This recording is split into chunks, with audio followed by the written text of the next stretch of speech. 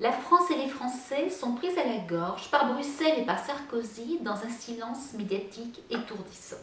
En effet, la France doit prochainement ratifier le MES, Mécanisme européen de stabilité.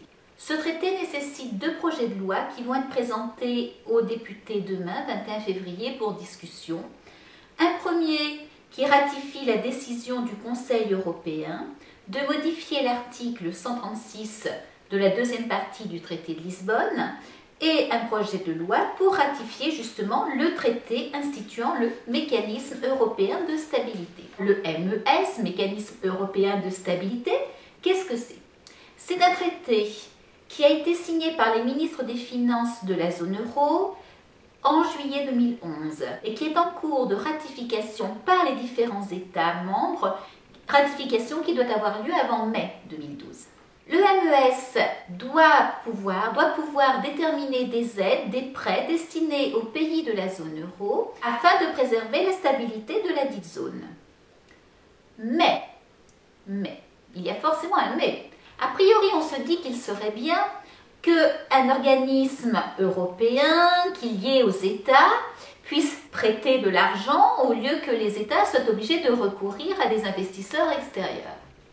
Malheureusement, ça n'est pas si simple. Le problème, c'est que pour avoir droit à ces prêts, à ces aides, les pays qui vont solliciter un prêt ou une aide du MES devront accepter toutes les dispositions sur l'austérité budgétaire du TSCG, traité sur la stabilité, la coordination et la gouvernance de l'Union économique et monétaire. C'est ce qu'on appelle tout simplement le traité de discipline budgétaire ou, encore plus simplement, le traité Merkel-Sarkozy ou Sarkozy-Merkel. Ce traité va obliger les signataires à respecter une règle d'or sur l'équilibre budgétaire. Alors le MES, qu'est-ce que c'est? C'est d'abord, surtout et essentiellement une institution financière internationale, exactement comme l'est la BCE et exactement comme l'est le FMI. Il n'aura donc de compte à rendre ni au peuple, ni aux nations, ni aux citoyens, ni aux parlements nationaux, ni au Parlement européen. Il sera exempté de toute loi, de toute obligation relevant des lois nationales et ceux qui y travailleront auront une immunité comme les gens qui travaillent au FMI. Les membres du MES seront les États de la zone euro et ses directeurs, les ministres des Finances des États membres. Le but du MEI, mobiliser des ressources financières pour soutenir un ou des États en difficulté financière, soit en lui prêtant de l'argent, soit en achetant de la dette de ces États. Mais le MES est aussi autorisé à lever des fonds. Il doit avoir un capital de 700 milliards d'euros. La France sera le second contributeur avec 142 milliards. Derrière l'Allemagne, le tout premier avec 190. Et tous les États devront contribuer. Même la Grèce devra fournir 19 milliards. Plus grave encore, le MES peut lever les sommes qu'il veut quand bon lui semble et il peut lever encore plus de sommes que celles qui sont prévues initialement. Et les États, quand le MES demande l'argent, doivent répondre dans les 7 jours qui suivent. Alors, qui décidera à qui le MES va accorder un prêt, une aide? Eh bien, ce sera un organisme constitué à la fois de la Commission européenne, de la BCE, Banque centrale européenne, et du FMI, Fonds monétaire international. Ces organismes vont négocier avec l'État demandeur et lui accorder un prêt sous condition de respecter le pacte budgétaire du fameux traité Merkel-Sarkozy. C'est-à-dire à condition de supprimer des fonctionnaires, d'allonger encore l'âge de départ à la retraite, d'augmenter le temps de travail, de baisser les salaires des fonctionnaires, de baisser les retraites, les pensions de retraite et même de baisser les salaires tout court.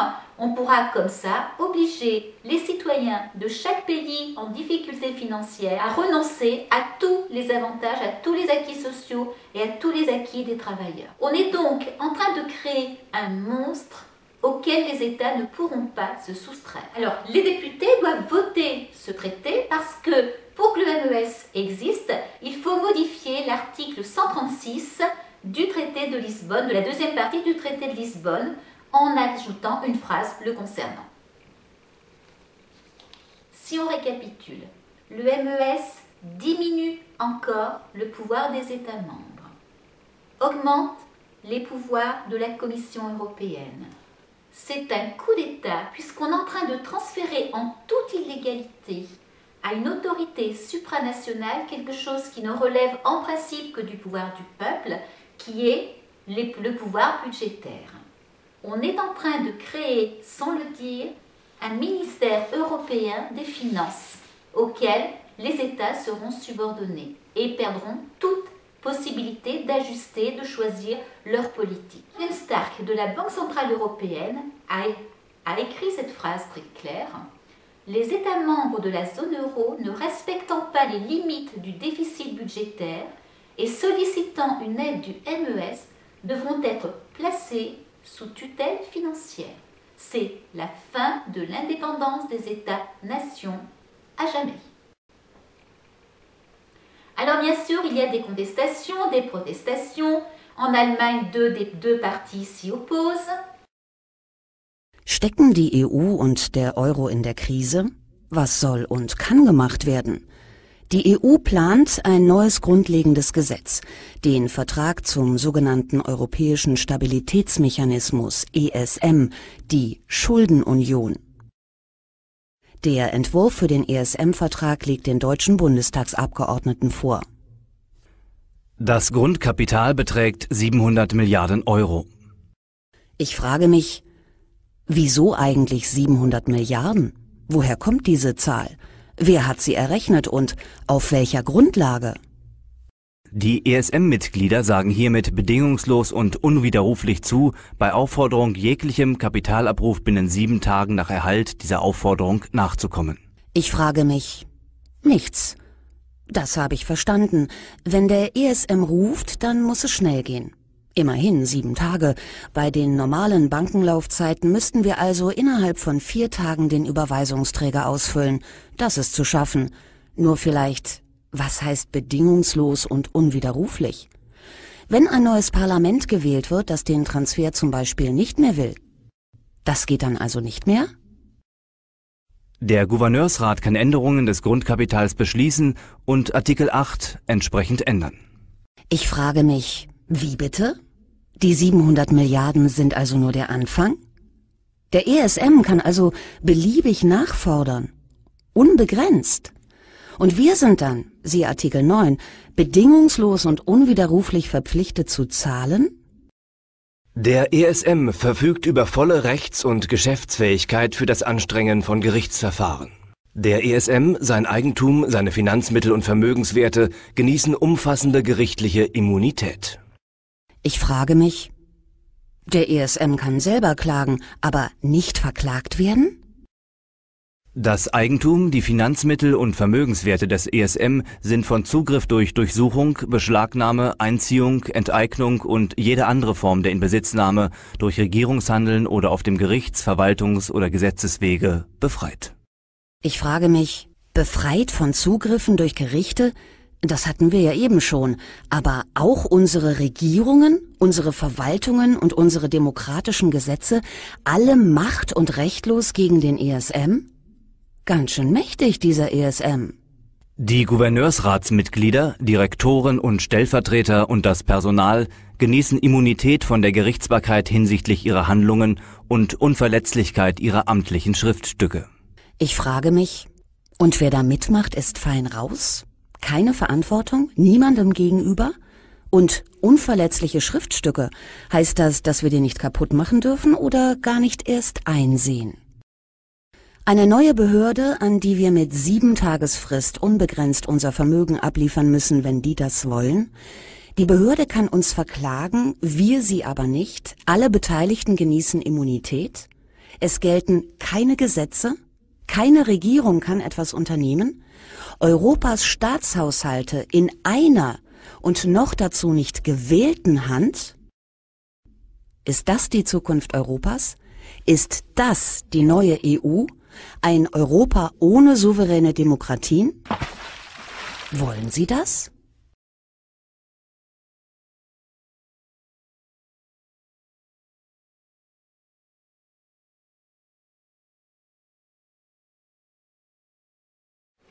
Les deux partis d'opposition finlandais s'y opposent également. S'y oppose en Slovaquie le deuxième parti gouvernemental, qui a même d'ailleurs rejeté en octobre ce fameux amendement, ce qui a conduit à la démission du gouvernement. En Belgique, il y a une très grosse action citoyenne d'interpellation des députés. À ma connaissance, on n'a pas l'équivalent en France. Il n'y a pas de pétition qui soit lancée. Je vous invite à prendre le modèle de la pétition belge pour envoyer un courrier à un maximum de députés dont vous trouverez les adresses sur le site de l'Assemblée nationale, les courriels. Voici la fameuse lettre qui est envoyée aux députés belges. Je vous écris concernant le traité européen instituant le mécanisme européen de stabilité sur lequel vous devrez vous prononcer prochainement en tant que parlementaire belge. Je m'étonne du silence qui entoure ce traité crucial et je m'indigne de l'absence de consultation populaire à ce sujet. Il faut impérativement ouvrir un débat public sur cette question dans les plus brefs délais. Les citoyens n'ayant jusqu'à présent pas été directement concernés sur ce document essentiel, la balle est dans votre camp et je compte sur vous. Au sein de ce mécanisme, les décisions seront prises par le Conseil des gouverneurs, composé exclusivement des ministres des Finances de la zone euro. Aucun veto, ni aucune autorité des parlements nationaux n'est prévue sur ces ministres lorsqu'ils agissent au titre de gouverneurs. De plus, ils jouiront en cette qualité d'une immunité totale leur permettant d'échapper à toute poursuite judiciaire.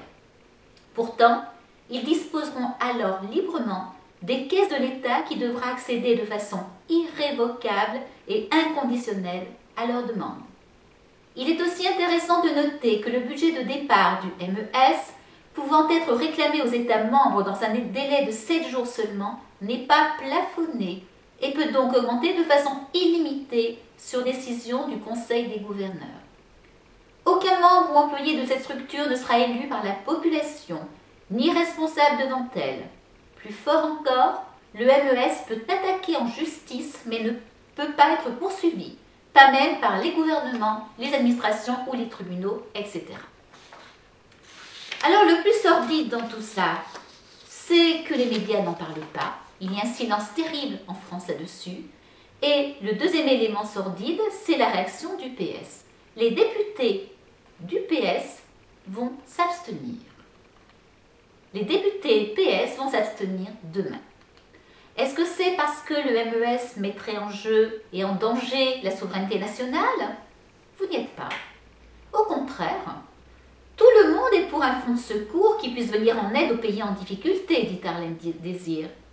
Sur le principe du MES, pas de réticence, dit Pierre Moscovici, directeur de campagne de Hollande. Alors quoi? Cas de schizophrénie? Non. Politique politicienne.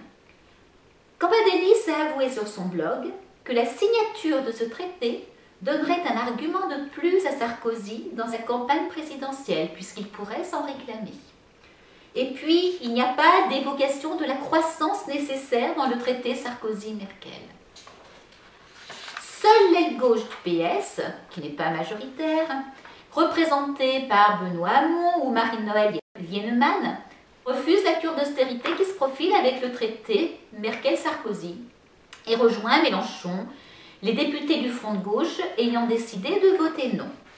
Or, ceux du PS, à l'imitation d'un Flamby qui refuse de s'engager trop clairement, vont s'abstenir. Ni oui, ni non. Il n'y en a pas un pour rattraper l'autre.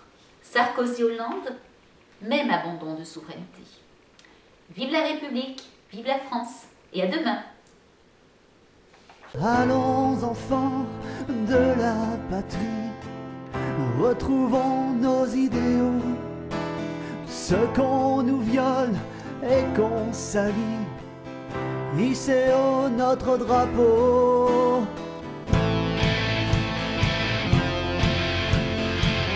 Hissez haut notre drapeau.